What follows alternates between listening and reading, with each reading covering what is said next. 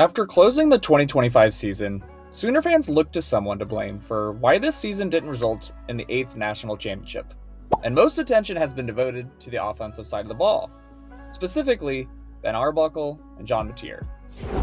However, despite the lackluster and inconsistent performances, there's reason to believe that Ben Arbuckle actually deserves a raise, and the future is bright for John Mateer and this offense. You'll want to watch till the end to hear why the Oklahoma offensive performance is better than you thought and why this may set them up for a breakout season in 2026. But before we go further, if you like fact-filled Sooner content, please like, subscribe, and hit the notification bell. Also, a shout out to the first 2 members of the channel. They are the only people right now that have access to these dashboards that show you performance by teams, players, who's in the portal, and who's leaving your team. If you want to access, join today for just 99 cents below. Welcome to Sooner Stats, your home for Oklahoma Sooners coverage. Following a tumultuous 2024 campaign defined by offensive inefficiency and a 6-7 record, the 2025 season, concluding with a 10-3 record and a college football playoff berth, ostensibly signaled a return to dominance. However, a rigorous synthesis of advanced metrics reveals a more complex reality. The 2025 Oklahoma offense did not achieve a uniform improvement. Rather, it underwent an asymmetrical evolution. While the passing game saw a radical increase in efficiency and value generation under coordinator Ben Arbuckle, the rushing attack suffered a statistically significant collapse.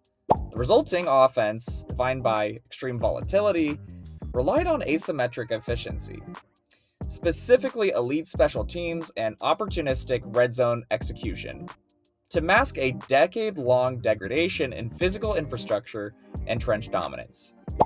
Did the Oklahoma Sooners actually improve offensively compared to 2024? On the surface, the improvement appears self-evident. A program that struggled to reach bowl eligibility in 2024 secured a 10-win season and a playoff berth in 2025. However, win-loss records are noisy metrics, frequently influenced by defensive performance, schedule variance, and luck. To determine true offensive progress, one must interrogate the advanced metrics that drive sustainable success. To understand the magnitude of the shift from 2024 to 2025, one must examine the macro-level efficiency metrics, specifically predicted points added, or PPA. PPA assigns a point value to every play based on down, distance, and field position, measuring how much a play increases or decreases a team's expected points. The most striking statistical divergence lies in the chasm between passing and rushing value. In 2024, the Oklahoma passing attack was disjointed, generating a cumulative 37.68 total PPA. This figure reflected an offense plagued by sacks and negative plays, with a per-play PPA of just 0.09, a metric suggesting the offense was barely functionally efficient. In sharp contrast, the 2025 passing offense under Ben Arbuckle generated 86.24 total PPA, representing a massive 128.8% year-over-year increase. On a per-play basis, passing PPA jumped to 0.21. This suggests that every time the 2025 Sooners drop back to pass, they increase their probability of scoring, a fundamental change from the coin flip nature of the 2024 passing game. However, this progress was inextricably linked to a collapse in the ground game. The 2024 rushing offense, despite the team's struggles, generated 43.52 total PPA, providing a baseline of competency. In 2025, this figure plummeted to 13.99 total PPA, a staggering 67.8% decline. The rushing PPA per play dropped to 0.04, a figure dangerously close to zero, implying that the typical run play was value neutral and failed to provide positive momentum. While PPA measures magnitude, success rate measures consistency.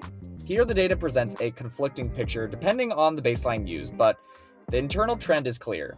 The passing play success rate improved from 35% in 2024 to 42% in 2025. This 7 percentage point increase indicates that the offense was far better at completing high probability throws and staying on schedule. Conversely, the rushing success rate dropped to 40%.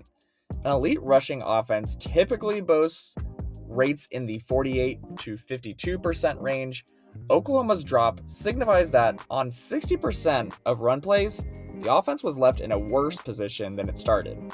The offense was lethal when the passing game rhythm was established, but fragile because it lacked a reliable ground game to fall back on when the air attack faltered.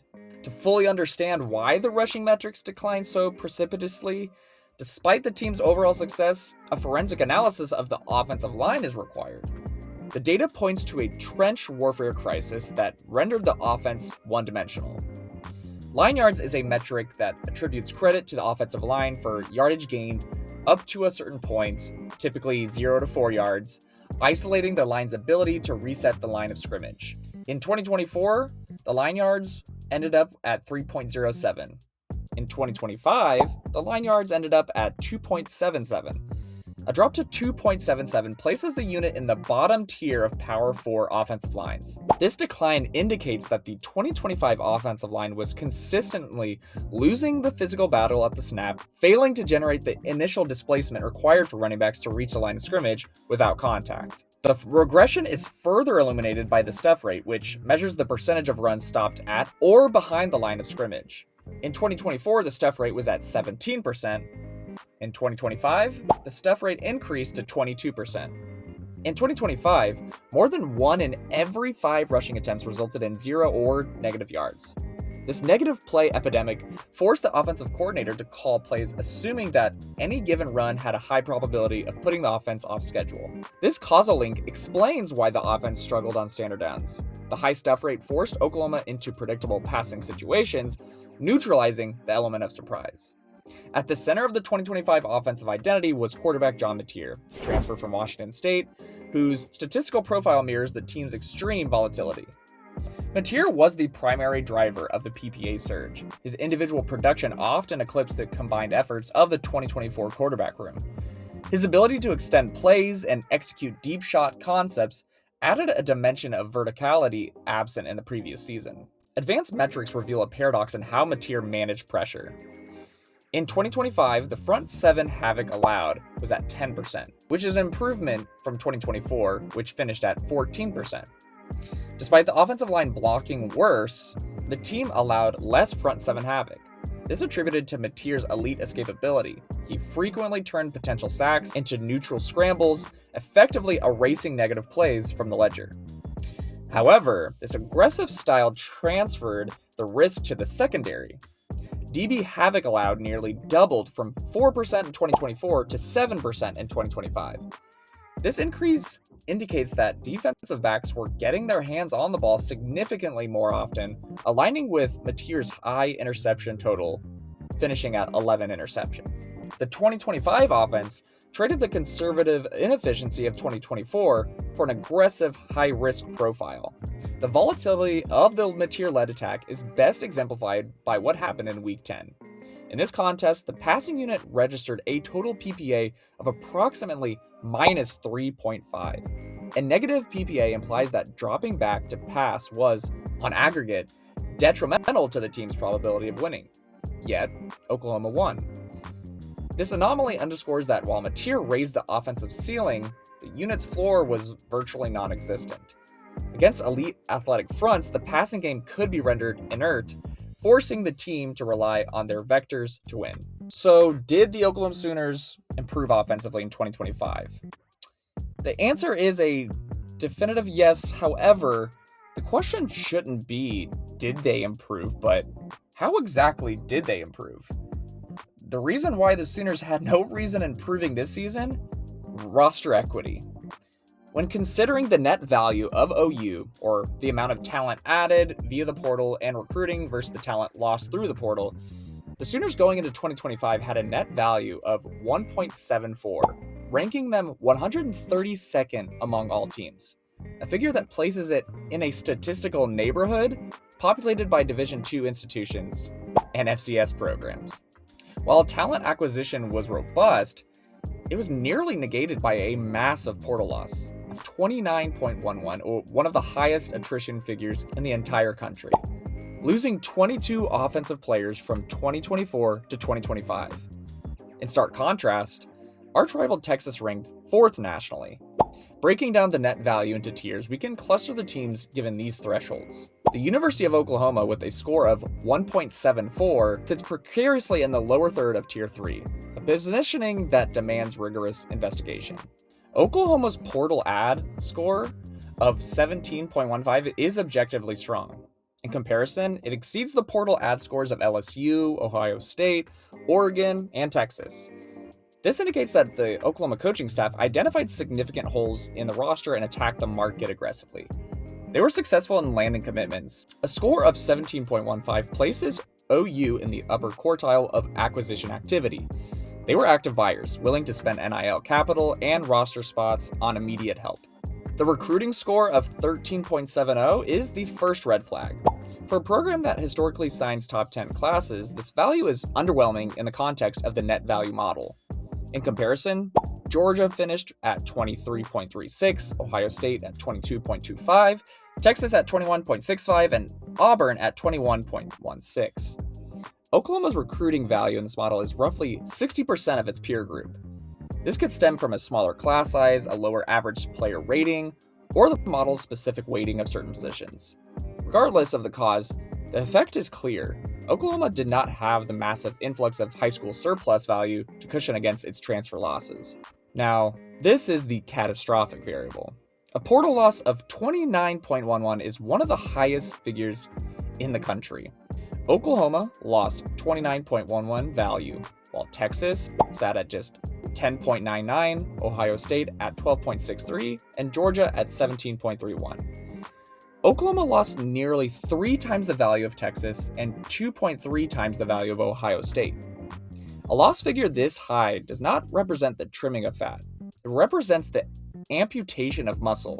It implies the departure of multi-year starters, high potential depth pieces, and key contributors. In the net value economy, a debt of 29.11 is a massive hole to dig out of. It renders the solid work in the portal almost mute. The resulting net total of 1.74 is the mathematical expression of a treadmill offseason. The program exerted tremendous energy, recruiting dozens of transfers, signing high school players, managing a chaotic exit door, only to end up with a roster that was statistically 1.7 points better than when the cycle began. In financial terms, this is high volume churning with low yield. The velocity of the roster was high, but the efficiency was non-existent. Oklahoma's ranking of 132nd is alarming in isolation, but it becomes critical when contextualized against its new competition in the Southeastern Conference. Perhaps the most painful comparison for Oklahoma stakeholders is the data point for the University of Texas. Entering the SEC together, the two rivals took opposite paths. Texas achieved a net value of 20.16, primarily through retention. Their portal loss, 10.99, was minimal, allowing their elite recruiting class to stack value on top of an existing core. Oklahoma, conversely, was forced to use its acquisitions to replace lost value rather than add to it. Ole Miss provides a useful control group. Like Oklahoma, Ole Miss had high attrition. However, Ole Miss countered this with the #1 portal ad score in the Power 4, driving their net total to 15.86. Oklahoma attempted a similar strategy but failed to generate the volume of incoming value needed to offset the losses, resulting in a net total of just 1.74. It's worth noting that Alabama also ranks relatively low. However, Alabama's low rank is still 73 spots higher than Oklahoma's. Furthermore, Alabama's recruit ad remains significantly higher than OU's, suggesting a stronger long-term foundation despite the transfer turbulence, often associated with coaching changes. So, did OU improve offensively? Yes, but the job that they did getting this team to a playoff is truly understated. The collapse of line yards, stuff rate, and power success highlights an offensive line that lost its ability to impose its will, but is also a side effect to losing lots of talent on that side of the ball. This regression prevented the offense from reaching elite status and necessitated a winning ugly strategy reliant on a special teams and defense. The 2025 season was a triumph of outcome over process. The improvement was not in the engine, which remained flawed by the lack of a running game, but in the driver. The 2025 Sooners learned to drive a flawed vehicle to the finish line without crashing, capitalizing on asymmetric efficiency to secure a playoff berth. To complete the restoration of Oklahoma as a true national power, the 2026 focus must return to the ground, rebuilding the trenches to support the high-flying ambition of the air raid. Additionally, the net value has to compound and increase year over year if Oklahoma plans on building this to be a playoff contender year after year. What are your thoughts? What moves do you think Oklahoma should make in the offseason? What position groups should they focus on? Let me know what you think in the comments below.